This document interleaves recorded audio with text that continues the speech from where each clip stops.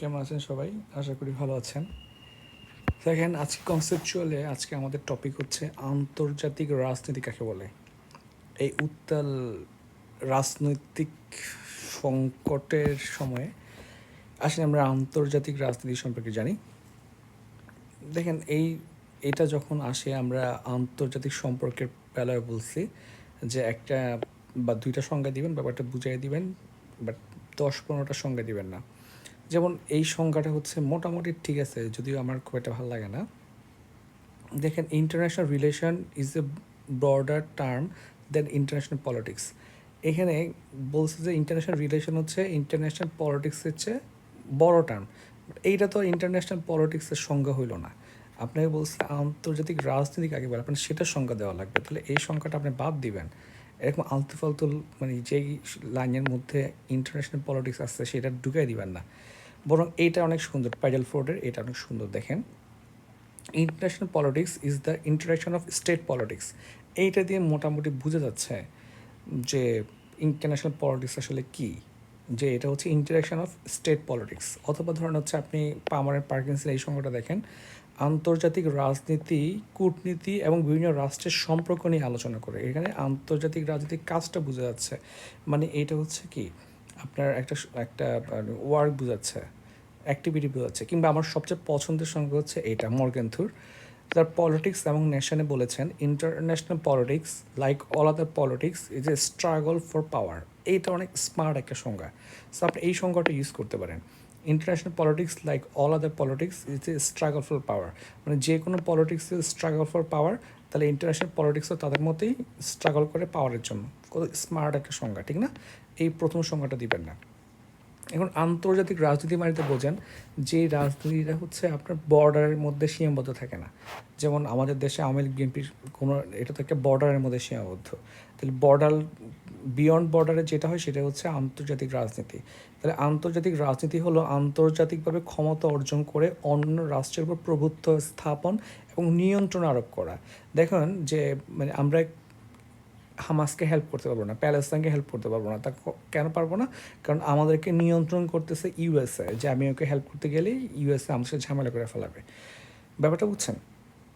দেখেন রাজনীতি মানেই হলো ক্ষমতার দ্বন্দ্ব, এবং এই ক্ষমতা অর্জনের উদ্দেশ্যে পরিচালিত সব প্রকার রাজনৈতিক, সামাজিক, অর্থনৈতিক যাবতীয় পরিকল্পনা, নীতিগুলো সবগুলা হচ্ছে আন্তর্জাতিক রাজনীতি।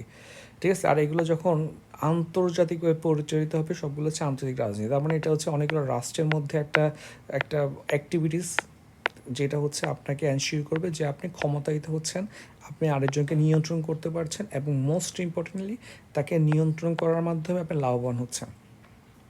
দেখেন তাহলে আন্তর্জাতিক রাজনীতি বলতে বুঝে হচ্ছে আন্তর্জাতিক রাজনীতি হলো আপনার আন্তর্জাতিকভাবে ক্ষমতা অর্জন করে অপর রাষ্ট্রের উপর প্রভুত্ব স্থাপন এবং নিয়ন্ত্রণ আরোপ করাকে বোঝায়। এরপরে কয়েকটা সংজ্ঞা দিয়ে দিবেন, এরপরে আপনি আপনি একটা উদাহরণ দিয়ে দিতে পারেন। হ্যাঁ, যেমন বাংলাদেশের দুইটা রাজনৈতিক দলের মধ্যে যখন আলোচনা হয় তখন সেটা হচ্ছে ডোমেস্টিক পলিটিক্স, আর যখন হচ্ছে ইউএনএ বা আমরা সাইড লাইনে বসে যে আপনার চীনের পাশে যাব কিনা, এখানে আমেরিকা কথা বলতেছে, অনেকগুলো রাষ্ট্র ইনভলভ, তখন হচ্ছে এটা আন্তর্জাতিক পলিটিক্স। ওকে, এখন দেখেন আপনি এরকম একটা ম্যাপিংও করতে পারেন যে ইন্টারন্যাশনাল রিলেশন হচ্ছে অনেক ব্রডার টার্ম, আর তার একটা অংশ হচ্ছে ইন্টারন্যাশনাল পলিটিক্স। আর এখানে প্রভাবক দেখেন যে ইন্টারন্যাশনাল পলিটিক্সে কী কী প্রভাব ফেলতে পারে। পরিবেশ, শাসন ব্যবস্থা, যেমন ধরেন আওয়ামী লীগের সাথে হচ্ছে ইন্ডিয়ার সম্পর্ক ভালো হয়, বিএনপির সাথে ধরেন হচ্ছে আপনার পাকিস্তানের সম্পর্ক ভালো হয়। আমি বলতেছি না, আমি জাস্ট আচ্ছা এটা বাদ দিই। ধরেন হচ্ছে আওয়ামী লীগের সাথে এর সম্পর্ক ভালো হয়, বিএনপির সাথে বি এর সাথে সম্পর্ক ভালো হয়। তাহলে এই জন্য একটা দল চায় এ ক্ষমতায় আসুক, একটা রাষ্ট্র চায় বি ক্ষমতায় আসুক। তাহলে শাসন ব্যবস্থা কিন্তু আন্তর্জাতিক, যেমন এখন ট্রাম্প ক্ষমতায় আসলে এক ধরনের হবে, বাইডেন ক্ষমতায় আসলে আরেক ধরনের হবে। তাহলে দেখেন এই যে ট্রাম্প এবং বাইডেনের উপর ডিপেন্ড করতেছে হচ্ছে ইউএসের নেক্সট পলিটিক্স কেমন হবে। তারপর অস্ত্র, আপনি শক্তিশালী অস্ত্র আছে কিনা, আপনার সামরিক শক্তি কেমন, আপনি শক্তিশালী হলে সবাই আপনাকে মেনে চলবে, আপনার নিরাপত্তা ব্যবস্থা কেমন, আপনার জ্বালানি আছে কিনা। যেমন আপনি কুয়েত, কাতারকে চাইলে বাদ দিতে পারবেন না, ছোটো দেশ হইলে, কারণ ওদের প্রচুর জ্বালানি আছে, প্রযুক্তি কেমন, সম্পদ আছে কিনা, এগুলো আর কি। ঠিক আছে? তাহলে এই হচ্ছে আন্তর্জাতিক রাজনীতি, আজকে বুঝতে পারছেন। এখন দেখেন আন্তর্জাতিক রাজনীতির উপাদানগুলো কী কী। এখন উপাদান বলতে হচ্ছে আপনার এই যেটা আমরা বললাম এটাই উপাদান বলেন, প্রয়োগ বলেন, মানে কোনটা হচ্ছে আন্তর্জাতিক রাজনীতিতে প্রভাব বিস্তার করে বা কিসের উপর বেস করে আন্তর্জাতিক রাজনীতি পরিবর্তিত হয় বা ম্যান্ডেট পায় বা সামনে এগিয়ে যায়। ভৌগোলিক অবস্থান, যেমন আপনি হচ্ছেন কোন জায়গায় আছেন, দেখেন যেমন অস্ট্রেলিয়া ভাই, এই অনেক দূরে। সকল রাজনৈতিক কর্মকাণ্ডে দেখবেন আন্তর্জাতিক রাজনীতিতে অস্ট্রেলিয়ার চেয়ে আপনার বাংলাদেশে অনেক অ্যাক্টিভ। হ্যাঁ, অস্ট্রেলিয়া তো বড় বড় জায়গাতে অ্যাক্টিভ, কিন্তু দেখেন বাংলাদেশকে প্রতিদিন কথা বলা লাগে চীনের সাথে, ইন্ডিয়ার সাথে, মিয়ানমারের সাথে, ওদিকে হচ্ছে ইউএসের সাথে, ইউরোপিয়ান ইউনিয়নের সাথে, ঠিক না? কারণ বাংলাদেশ হচ্ছে একটা গুরুত্বপূর্ণ জায়গাতে আছে, যেটা সার্ক অর্থাৎ হচ্ছে আপনার সাউথ এশিয়াতে আছে, সাথে করে ওদিকে সাউথ ইস্ট এশিয়া, ওদিকে হচ্ছে মিডল আপনার পূর্ব এশিয়া, একটা ব্রিজ হিসেবে বাংলাদেশ আছে, মানে ভৌগোলিক অবস্থান রাজনৈতিক অবস্থাকে নিয়ন্ত্রণ করে। এরপর দেখেন প্রাকৃতিক সম্পদ, যে শক্তিশালী হবে বুঝতে পারতেছেন, যার সম্পদ বেশি থাকবে তাহলে সে হচ্ছে অনেক বেশি নিয়ন্ত্রণ করতে পারবে। এরপর হচ্ছে খাদ্য, খাদ্যের মাধ্যমে হচ্ছে আন্তর্জাতিক রাজনীতি করা যায়। যেমন হচ্ছে 74 সালে বাংলাদেশে যে দুর্ভিক্ষ হয় তার ফুড ওয়েপন হিসেবে ব্যবহার করেছিল। যেমন কিছু হইলে হচ্ছে ইন্ডিয়া আমাদেরকে কি আপনার মাঝে মধ্যে হচ্ছে খাবার কম পাঠায়, এই টাইপের কিছু বলে, তাহলে এটার মাধ্যমে আমাদেরকে পলিসি চেঞ্জ করতে বাধ্য করে। শিল্পের কাঁচামাল আছে কিনা, আপনি ইন্ডাস্ট্রিয়াল কিনা একটা দেশ, সামরিক শক্তি বেশি কিনা, যেমন ইসরায়েল তো বদমাইশি হইলে কিছু করা যাচ্ছে না, কারণ তার সামরিকভাবে শক্তিশালী। সো আন্তর্জাতিক রাজনীতিতে হচ্ছে ওর প্রভাব বেশি।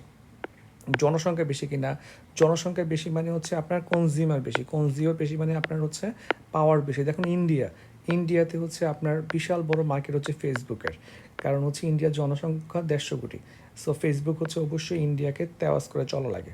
সরকারের দক্ষতা আছে কিনা, ঠিক আছে, কূটনৈতিক নৈপুণ্য আছে কিনা, সাংস্কৃতিক আপনার স্ট্রং কিনা, এগুলো হচ্ছে আপনার আন্তর্জাতিক রাজনীতিতে আপনার মানে অবস্থানকে আরও শক্তিশালী করে। ধরুন আপনি একটা স্ট্রং কালচারে বিলং করেন, আপনার কাছে বদমাশি করতে আসবে না। আপনার কূটনৈতিকটা অনেক বেশি স্ট্রং, আপনি ম্যানেজ করে নিয়ে আসতে পারবেন। আপনি সরকারের দক্ষতা অনেক বেশি, যেমন পাকিস্তান সরকারের কোনো দক্ষতা নাই, ভুলনারেবল একটা কান্ট্রি, ওরা ইন্টারন্যাশনাল পলিটিক্সে খুব একটা লাভবান হতে পারে না। এভাবে হচ্ছে আপনি দেশ ধরে ধরে এক একটা ব্যাখ্যা করবেন, দেখবেন প্রচুর নাম্বার চলে আসবে।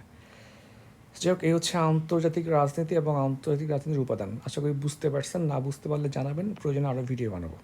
এরপরে ভিডিও আসবে মেগাফোন ডিপ্লোমেসি নিয়ে, এটা মনে হচ্ছে